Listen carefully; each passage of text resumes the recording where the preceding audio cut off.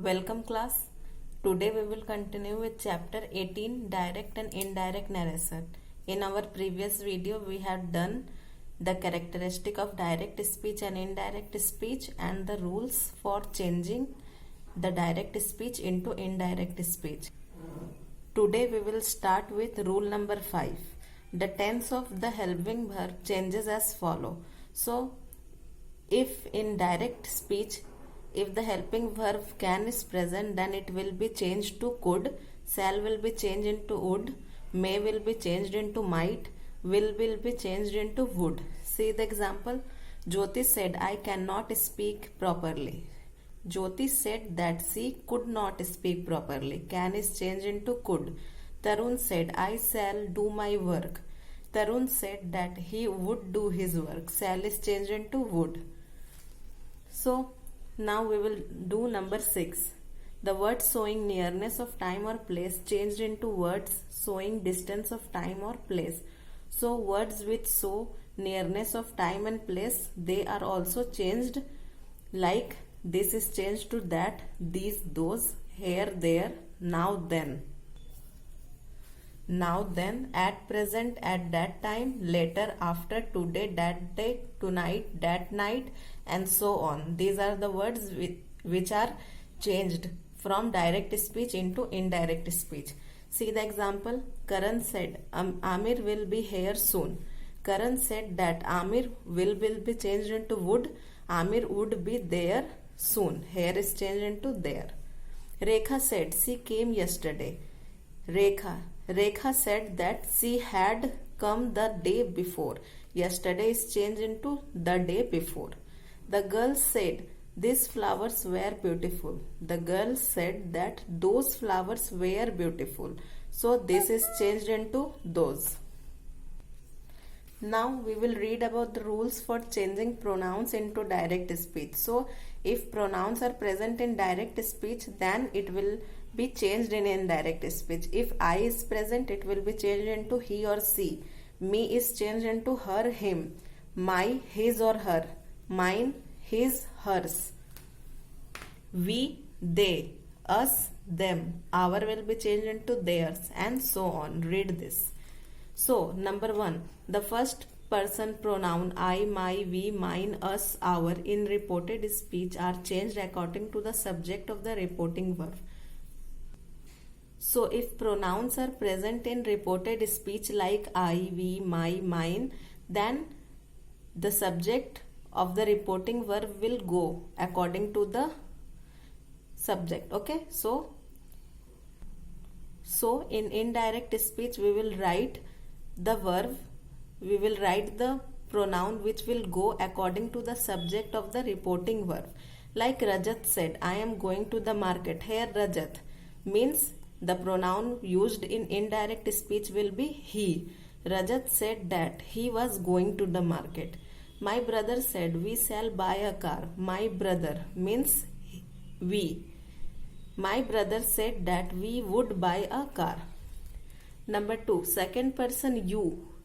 Second person pronoun you or where in reported speech are changed according to the object of the reporting verb. So, if second person pronoun you or your is present in the reported speech, then they are changed according to the object of the reporting verb. Like Binay said to me, I don't believe you. So, in indirect speech we will write Binay told me that he did not believe me. Third point, third person pronoun he, his, him, she, her, they, them, their, it, its are not changed. So, if these pronouns are present, then it will be not changed. Like Sachin said he is very intelligent. Sachin said that he was very intelligent. So, he will remain he. It will not be changed. Now we will read about commands and request. We use the verb like order, tell, command, warn, ask, advise, etc. for orders, command, request and advice, etc. So, we use verbs like order, tell, command, warn. These kinds of verbs are used in indirect speech. Number 2, infinitive to is used for introducing the reported speech, and we will always use the infinitive to introduce the reported speech. Like Sumit said to Manav, go away. Sumit ordered. Here Sumit is ordering Manav. So Sumit ordered Manav to go away. The teacher said to the students, work hard. Here the teacher is advising the students to work hard. The teacher advised the students to work hard. Now, reported question. We use the verb asked or inquired to report question. So, always we are using the verb asked or inquired if we are reporting any question. Number 2. We use if or whether after the asking verb to report yes or no questions, which generally begin with do, did, does, is, am, are, will, shall, has, have, had, can, may, could, etc. So, we always use the word if or whether if the verb is reporting any yes or no question, and they always begin with the words like do, did, does, is, am, are, shall, will, etc. The subject come before the verb, and always we will see that the subject, it is always coming before the verb. See the example. Rohit said to me, is tea ready? Rohit asked me if tea was ready. Pratik said to me, is it raining outside? Pratik asked me whether it was raining outside. She asked me, do you like this movie? She asked me if I liked that movie. Here all the answers, all the questions are yes or no questions. So we are always using if. If is used in each and every indirect. If or whether is used in every indirect speech. Now number 4. We use WH question words after the asking verb to report WH questions which generally begin with when, where, why, whose, how, who, whom, etc. So if the question is starting with WH question, then we are always using the verb WH like the words when, where, why, whose. See the example. Vinay asked Tanmay, how are you feeling now? Vinay asked Tanmay how he was feeling then. Now is changed to then. But here no if or whether is being used. How remains how. He asked the girl, what is your name? He asked the girl what her name was. So no if or whether is used in WH questions. Now we will read about exclamation and wishes. So we will read about exclamatory sentences.